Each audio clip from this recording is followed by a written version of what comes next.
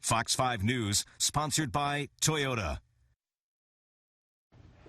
Cancer affects us all, whether it's someone we know or ourselves who live with it. Tonight, we want to raise awareness to a type of cancer that isn't well known, and it's affecting one of our own Fox 5 family members. Fox 5 Jon Castagnino joins us live here in studio to talk about carcinoid tumors. John. Guys, I appreciate you and Fox 5 really giving me the platform, obviously, to spread the word about what's happening with this and raise some awareness about it. Now, the incidence of carcinoid tumors is startling.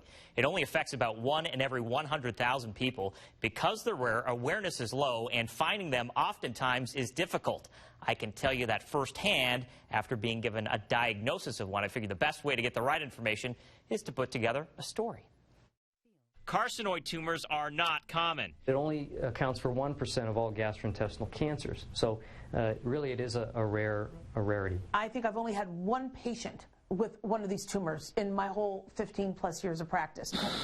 Dr. Dahlia Wax has appeared on Fox 5 numerous times as our medical expert. She's also my primary care physician. Dr. Craig Iwamoto, my surgeon. Is it cancer? Is it not cancer? What exactly is it? Yeah, no, carcinoid is a cancer. There's a little bit of confusion sometimes because oftentimes they're a slow-growing tumor. We use those interchangeably, but it truly is a cancer. Hearing those words are certainly jarring, but in my case, it was a relief.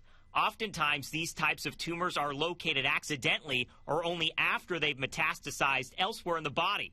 Its initial symptoms are nondescript, like general abdominal pain, but may not be felt at all. The Carcinoid Cancer Foundation states a diagnosis can take upwards of 5 years as there's no specific screening test to locate them. Breast cancers can be found by mammogram. Colon cancers can be found by colonoscopies. Lung cancers can be found by chest x-rays, by CAT scans. Carcinoid tumors, not always apparent. A scan called an octreotide, which takes 3 days to complete, gave my diagnosis, a tumor in the terminal ileum, or small intestine. Chemotherapy and radiation not typically used to treat these. Complete removal is the cure. We don't have any really good alternatives after we remove it. And so if we can get to it early or we can remove it, that's really what we want to do, because there's not a whole lot after that we can provide. For me, this was a 6-month process, but I'm considered one of the lucky ones to spot it in this early stage. It was instinct, and you luckily didn't tell me, Dahlia, stop running tests. And I'm very glad that we continued to run more tests. Now, these cells not nearly as aggressive as many other types of cancers and considered very manageable as long as it's spotted in an early stage, which, thank you, everybody.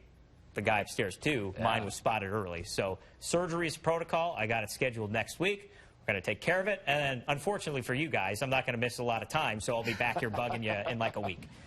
Can't imagine the newsroom without you yelling something. I know, right? You're going to hear my voice very quickly. Right.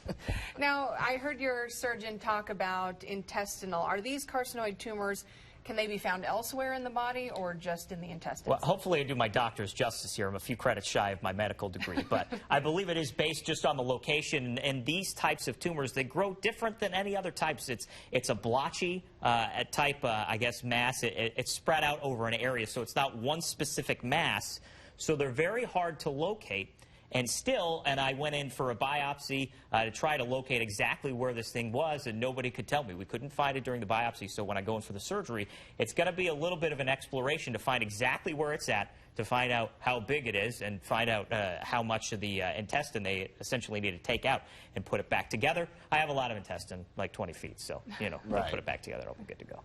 Well, you got a lot of people pulling for you. Yeah, and thank you to everybody who already reached out on Sure. Twitter and emails. I mean, I really feel the support. I'm truly humbled by it. And again, I hope nobody has to go through any fight like this, obviously, but, you know, it's out there. It's a deadly disease, and certainly people in the middle of it, I'm praying for them as well. Yeah. And you just started really responding to those symptoms and going and getting it checked out. Yeah, I didn't quit. And I think that's what people out there need to know, is that don't back off. And, you know, you think about cost, and I certainly thought about that, especially with that octreotide scan. Right. I have no idea how much it's going to cost when I get that bill, but I know that my health is worth that much more. Sure. Right. Everyone's health is. You know, absolutely. All right, John, thank you for raising awareness on this. Thanks.